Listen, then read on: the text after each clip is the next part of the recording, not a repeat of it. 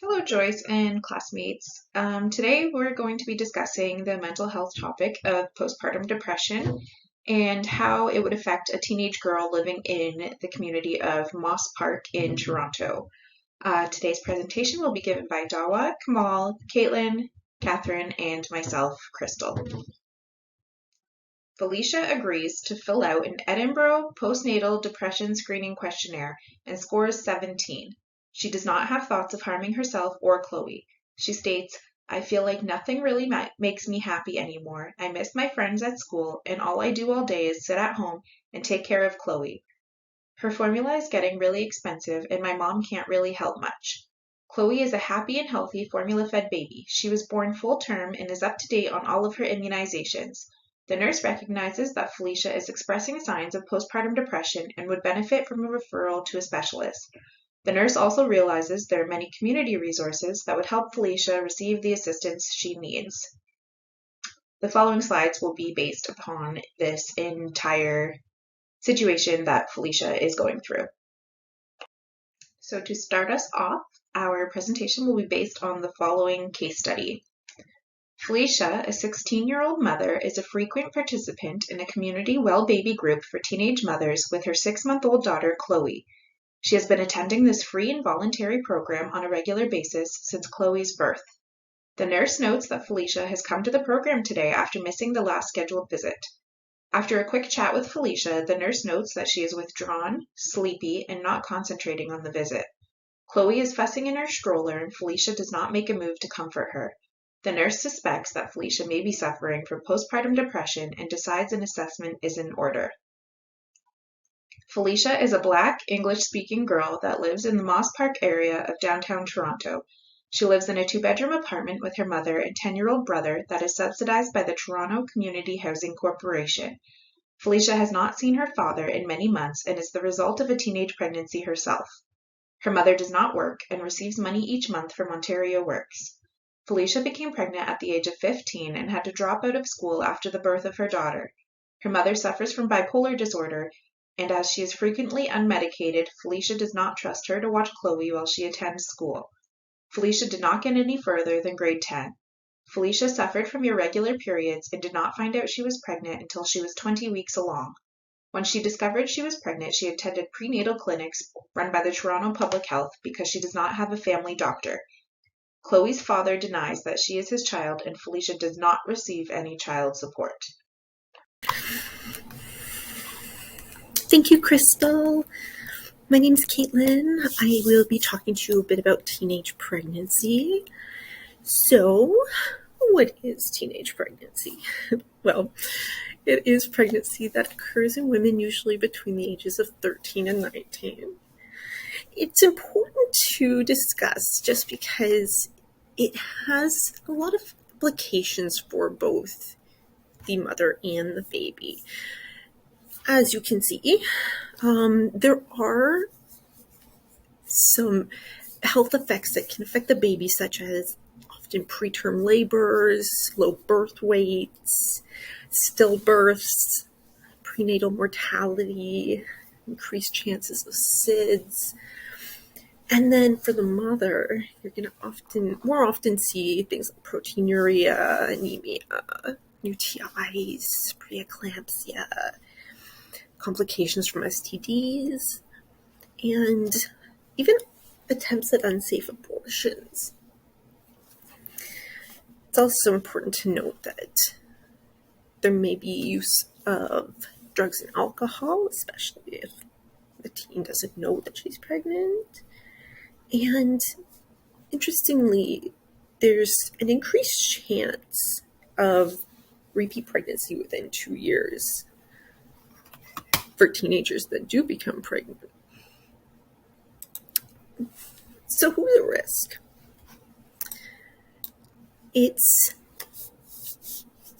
There's a lot of factors involved.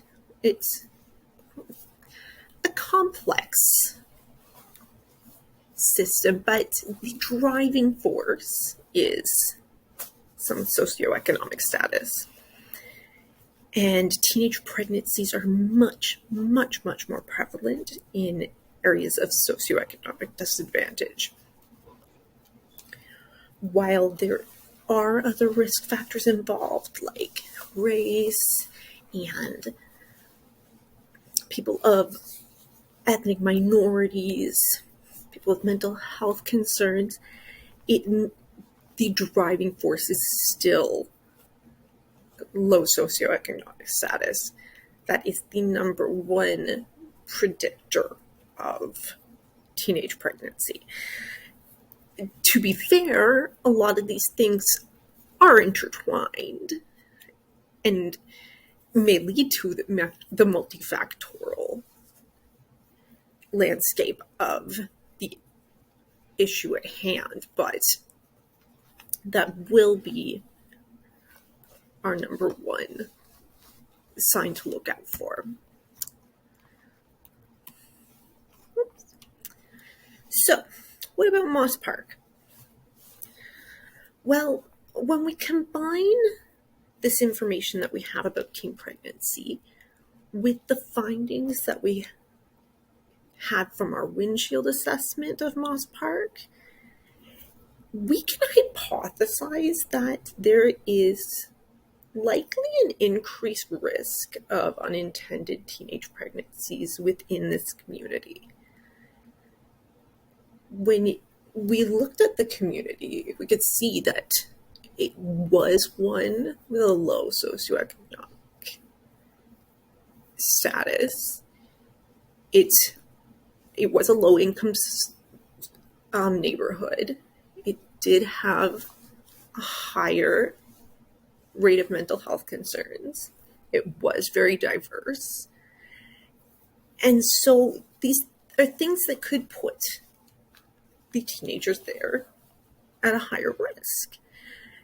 And so it would lead us to suggest that maybe special care should be targeted at this community, for prevention, but also to provide pre- and postnatal care to the teenagers that do become pregnant, both for the males and females.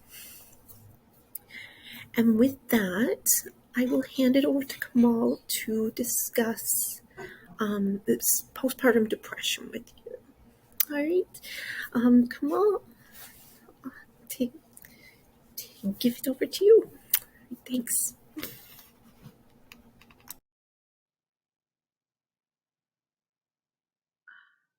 Hello everyone. I will talk about postpartum depression.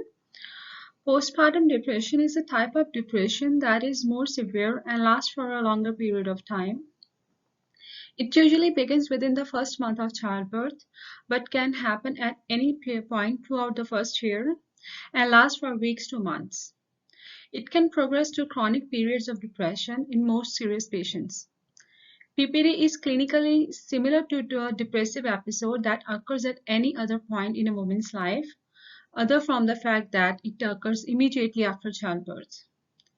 PPD symptoms are similar to those of depression in general, and it must match the same diagnostic criteria. Causes of postpartum depression. PPD is caused by a variety of factors: physical, physiological, social, psychological, and emotional variables could all contribute to the illness's onset. PPD is caused by a variety of causes that differ from one woman to the next. Risk factors include personal experience with depression, depression in the past, with a previous pregnancy, and depression in the family.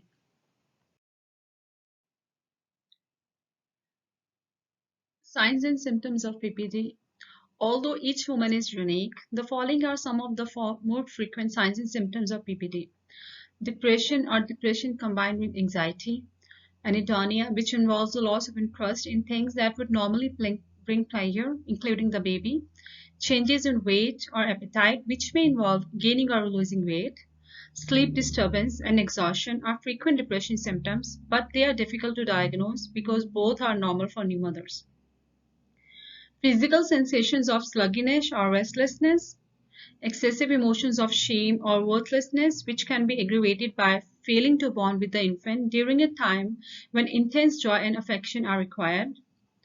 diminished concentration and inability to think clearly, which can be worsened by sleep deprivation, thoughts of death or suicide on a regular basis.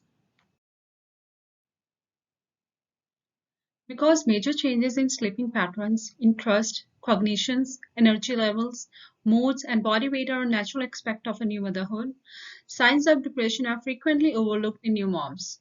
Therefore, to diagnose PPD, individual must have consistently displayed either a sad mood or a loss of interest or pleasure in normal activities for at least 2 weeks. In addition, they must have experienced at least 2 weeks of other symptoms from the list of 7. As in our case, Felicia is a 16-year-old mother, and childbirth during adolescence is demanding because it occurs during a period of intense mental and physical development, pushing or pressing the shift from childhood to adulthood. Teenage mothers are more likely to suffer from PPD because adolescent moms are still developing. They may have challenges raising their children, affecting both maternal and child well-being. Giving birth at a young age is linked to postpartum depressive symptoms. Several things could have a role in this. To begin with, an adolescent mother faces her own developmental changes in addition to the strain of caring for a newborn. Second, early parenthood is linked to lower levels of education and income, and school dropout was found to be the most significant predictor of postpartum depression symptoms. Moreover, other factors such as lower family socioeconomic status and lack of family support also increases the chance of mental health disorders. Postpartum depression in Moss Park. According to Statistics Canada 2018, over one quarter of moms have postpartum depression or anxiety disorder in the months after giving birth, with younger mothers being the most vulnerable. Mental health concerns were mentioned by 30% of individuals under the age of 25. Since the birth of their child, 12% of moms who reported emotions consistent with postpartum depression or anxiety disorder said they had had thoughts of harming themselves often. According to a report published in the Journal of Canadian Medical Association, mental health visits by new moms in Ontario climbed by 30% during the pandemic compared to previous years, with a substantial rise occurring within the first 3 months after delivery. While assessing this client, it's important when developing a plan of care or interventions to keep in mind the client's access to resources. The nurse will realize that the social determinants of health directly relate to the client's situation, and level of education, income level, housing status, gender, and race are all affecting this client's situation and have a big impact on her health. To appropriately assess the client for postpartum depression, the nurse uses the Edinburgh Postnatal Depression Scale. The client has scored a 17, which is a high score, indicating postpartum depression is present. The nurse immediately assesses whether Felicia or her daughter are in imminent danger of harm by asking Felicia if she has thoughts of harming herself or her daughter. The nurse is not worried about this because Felicia responds that she has not had these thoughts.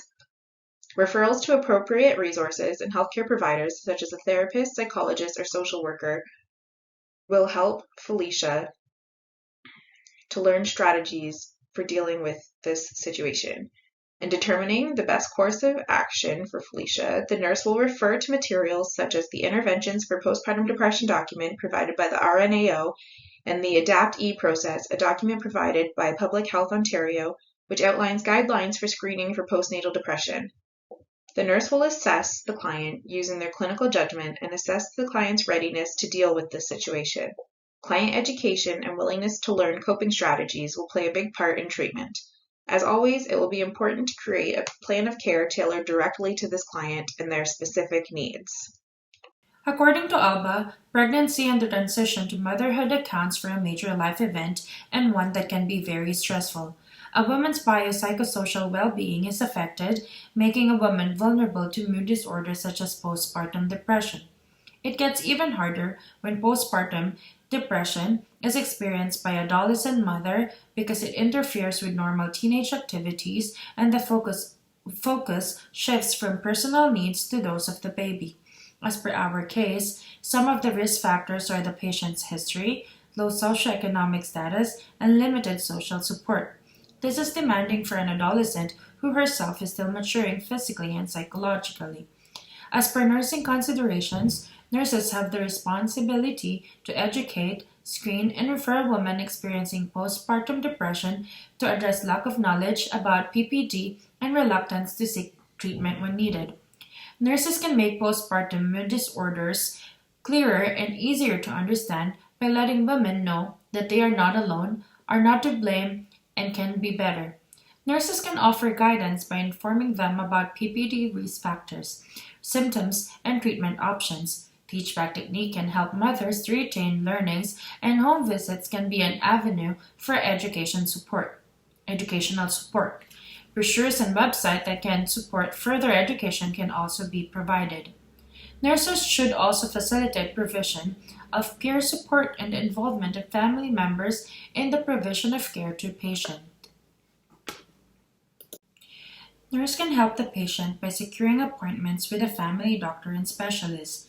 Nurses can also follow up by phone to ensure successful engagement, appropriate treatment, and follow through.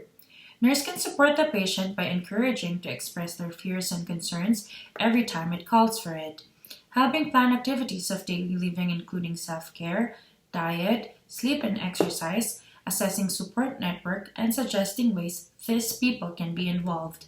Encouraging to maintain friendship and other social connections, and helping find ways to have time for herself. Collaborative, multidisciplinary efforts among nurses, physicians, social workers, public assistance programs, and advocacy organizations are vital to successful implementation. Continuous research about PPD and education related to care of postpartum mothers should be provided in practice settings.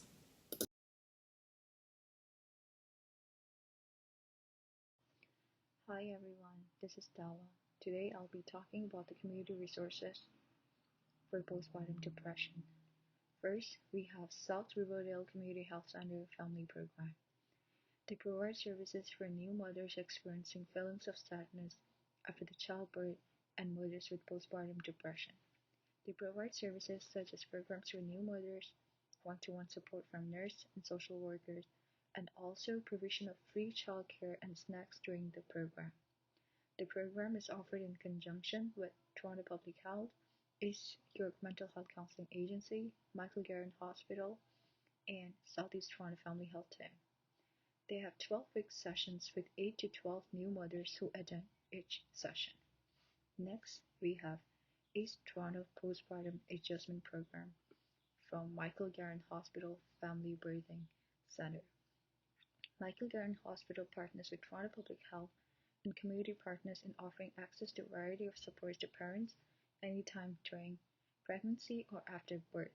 The programs can be accessed through Toronto Public Health, and this program is designed for women that have recently given birth or have adopted a child and are experiencing episodes of postpartum anxiety. Third, we have Postpartum Support International, Toronto chapter. Third, we have Postpartum Support International, Services to Toronto women chapter. who are experiencing postpartum They provide depression or any other services to postpartum women mood who are disorder. experiencing They postpartum provide depression services or such as any other support, postpartum mood disorder. information, They referral provide for women services and such as families support, coping with the postpartum information, disorder. referral for women and Next, families we coping have with the postpartum Love mood Community disorder. Services, 416 Community Service for Women Love Drop-In. Community Services. The 416 Community Support for Women Drop-In Center provides The 416 support Community to those Support who for Women Drop-In identify Center as a woman provides dealing with mental health, support to those substance who use, identify and as a housing woman issues. dealing with mental Supports health, include access to substance use, meal, and food housing bank, issues. healthcare, Supports include help access securing to housing, meal, and programs food that bank, help towards healthcare, living help independently. securing housing, and programs that help towards living Last, we have independently. 1WCA Toronto Choice of Living. They provide services to women who are dealing with mental health issues such as depression, anxiety, and low self-esteem, are feeling isolated and struggling to cope, may have psychiatric diagnosis, and are interested in giving and receiving support. It is a free program for women living with mental health challenges. Last, we have Choice for Living is a 1WCA support group Toronto where women Choice of meet to Living. talk about the common They problems provide services to and women create a who are shared dealing with community.